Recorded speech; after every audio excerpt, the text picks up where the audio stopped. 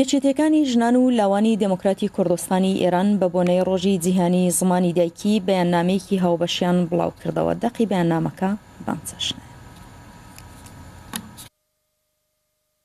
بەیاننامەی یەکێتیەکانی ژنان و لاوانی دموکراتی کوردستانی ئێران بە بۆنەی ڕۆژی جیهانی زمانی دایکی.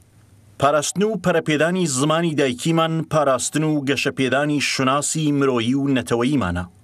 زمان وەک نوێنگەی شوناسی مرۆڤ و بەستێنی پەیوەندی مرۆڤایەتی ڕنگدانەوەی فەرهەنگی ئەو خەڵکەیە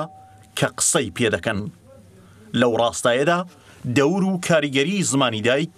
وەک پێویستی و نیازێکی حاشا هەڵنەگرانە و بەردەوام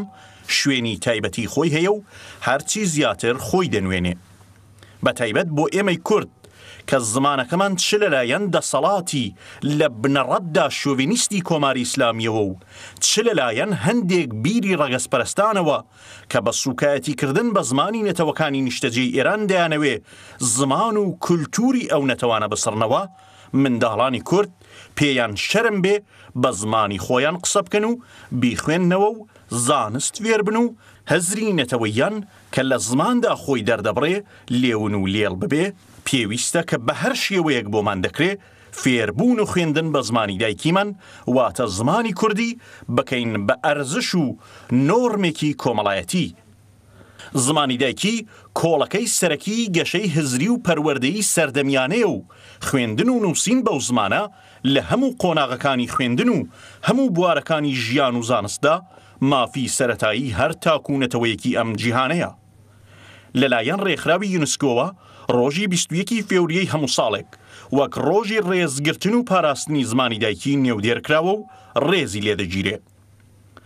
لە ڕاستیدا ئەگەرچی جاران دروشم و داخوازی زمانی دایکی تەنیا وەک گوتاری بەشێک لە خەڵک و ڕووناک بیرانوا بوو کەچی بەخۆشیەوە ئێستا وەها بە شێوەیەکی بەربڵاو و هەمەلایەنە ڕیشەی داکوتاوە کە تەنانەت لە نێو کۆمەڵانی خەڵکیشدا وەک گوتار و داخوازێکی گشتی و مافێکی ڕەوای ئینسانی و نەتەوەیی لێ هاتووە و ڕۆژ بە ڕۆژیش بەرجەستەتر دەبێتەوە و وێدەچێ ئیتر لە سەردەمی بەجیهانی بوون و وێڕای ئەو گەشە بێسنوورەی ڕاگەیاندن و زانیاریەکان لە ئاستی نێونەتەوەییدا چیلی کە حکوومەتە سەرکوتکەرەکانی وەک کۆماری ئیسلامی ئێران نەتوانن تاک و کۆمەڵی کوردەواری لە دەستپێ ڕاگەیشتن بە فێربوون و بەکارهێنانی زمانی کوردی وەک یەکێک لە سەرەکیترین ماف و داخوازی ڕەوا و نەتەوەییەکانیان دوور بخەنەوە و پێشی پێبگرن. هەر بۆیەش پێویستە کە هەمومان هەردەم بە یەکەوە لە خەباتێکی بەرین و چالاکانەی بەردەوام دابین بۆ دەستەبەرکردن و گەیشتن بە ماف و ئامانجەڕەوا و مرۆڤانەکانمان و یەک لەوان خوێندن بە زمانی دایکی واتە زمانی کوردی و گونجاندنی ئەو زمانە لە توێی سیستمی پەروەردەیی لە قوتابخانەکانی وڵاتدا. لاوان و ژنان دوو توێژی سەرەکی کۆمەلگان کە کاریگەریکی حاشا هەڵنەگریان لەسەر پاشەڕۆشەیە. بەو واتایە دەتوانرێ ئەم دوو توێژە بەهێزی سەرەکی و داینەمۆی گۆڕانکاری و وەرچەرخانی کۆمەلگا پێناسە بکرێن. کەواتە ئاستی زانیاری و چالاکبوون و ڕێکخستنی ئەمانە باشترین پێوانەیە بۆ دیاریکردنی ئاستی زانیاری چالاکبوون و ڕێکخستنی کۆمەلگا. یەکێتیەکانی ژنان و لاوانی دموکراتی کوردستانی ئێران بە بۆنەی ڕۆژی جیهانی زمانی دایکی خەبات و تێکۆشانی پڕهەوراز و نشێوی هەموو چالاکانی ئەو بارە لە ڕابردوو ئێستا و داهاتووی نەتەوەکەماندا بەرز دەنرخێنێ و درێژەدانی ئەم ڕێگایە تا گەیشتن بە ئامانجەکانی خۆی بە ئەرکێکی پیرۆز بۆ دەستەبەربوونی مافێکی ڕەوا دەزانێ. نابێت تا ئەو کاتەش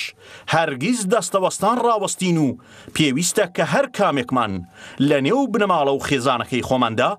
ماڵەوەمان وەک قوتابخانەیەکی فێرکاری زمانی کوردی بۆ منداڵەکانمان لێ بکەین و بە هەموو جۆرێک و لە هەر لایەکەوە هەوڵی جددی بدەین بۆ فێرکردنی نەوەکانی داهاتوومان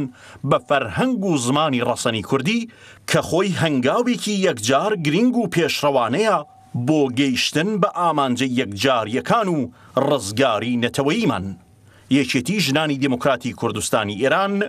یەکێتی لاوانی دموکراتی کوردستانی ئێران، ڕەشەممەی 1391